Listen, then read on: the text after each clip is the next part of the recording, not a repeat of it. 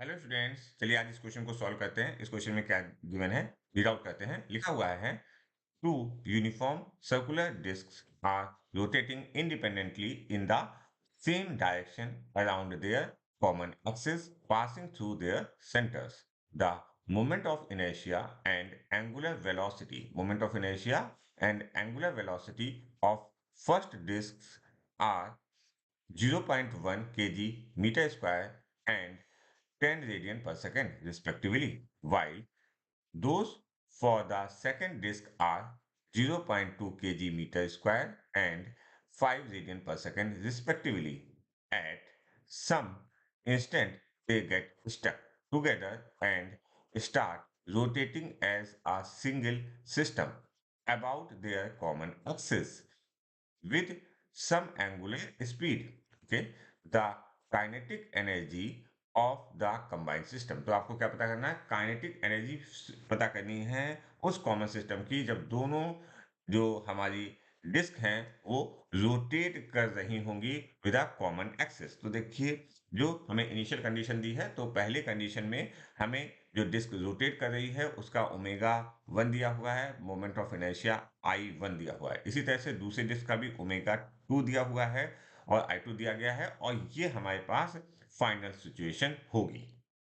ठीक है, तो यहाँ पर आप समझने की कोशिश कीजिए कि इसमें जो टॉर्क नेट के बारे में बात करेंगे, नेट टॉर्क, ठीक है, जो होगा that is going to zero.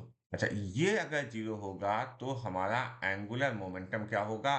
Conserve होगा, क्योंकि इसमें कोई टॉर्क एक्सटर्नल लगने जा, टोटल जो हमारा जब यहाँ पर लग रहा होगा तो ये एक दूसरे को अफेक्ट कर रहे होंगे, और दैट इज एन इंटरनल, और वहां पर भी वो जीरो कर रहा होगा। तो यहाँ पर हम बात करेंगे, अगर ये जीरो है तो एंगुलर मोमेंटम एल जो होगा that is an constant. Angular momentum क्या होगा? कांस्टेंट होगा। अच्छा, एंगुलर मोमेंटम कांस्टेंट होगा तो आप ये कह सकते हो angular momentum initial equal to angular momentum final. L initial equal to L final, और एल की वैल्यू क्या होती है? अगर आप समझने की कोशिश करें तो एंगुलर मोमेंटम एक वेक्टर क्वांटिटी होती है, बस यहाँ पर हम वेक्टर साइन नहीं यूज करेंगे। L is equal to I omega. ठीक है, इसी को हम लोग यूज करते हैं। तो इनिशियली दोनों डिस्को का हम अलग अलग एंगुलर मोमेंटम ले लेते हैं, तो हमने लिखा I1 omega 1 plus I2 omega 2। अच्छा, अब ये इन द केस ऑफ जब वो फाइनली क्या होता है, एक ही एक्सेस से रोटेट कर रहे हैं, और यहाँ पर देखिए क्या लिखा हुआ है, common axis with same angular speed. Common axis पर भी है और सेम एंगुलर स्पीड में है, तो उस केस में आप लिखोगे I1 प्लस I2 और इसको ब्रैकेट में और ओमेगा। ठीक है, तो I1 और I2 को जोड़ दिया, या आप सिंपली ऐसे भी लिख सकते हो I1 omega plus I2 omega.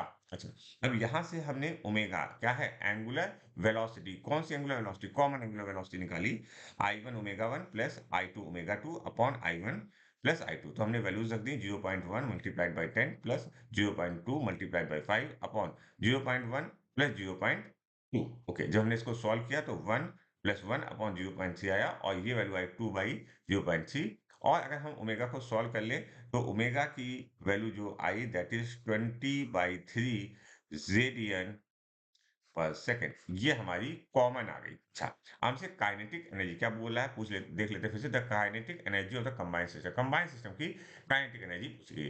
Combined के लिए या तो आप देखो, जहां पर हम यहाँ पर ये लिखा हुआ है नाउ द काइनेटिक एनर्जी, या तो आप इस फॉर्मूले को यूज कर लें, यही वाला formula 1/2 I1 plus I2 omega square, या फिर आप इसको ब्रेकआउट करके लिख लें, simply 1/2 I1 omega square plus 1/2 I2 omega square.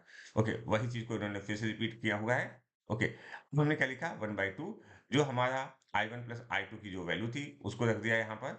I1 एक साथ रख दिया है 0.3, क्योंकि जो हमारी वैल्यूज आ रही है वो कितनी कितनी है, 0.1 और 0.2 है, तो 0.1 प्लस 0.2 0.3 रख दिया।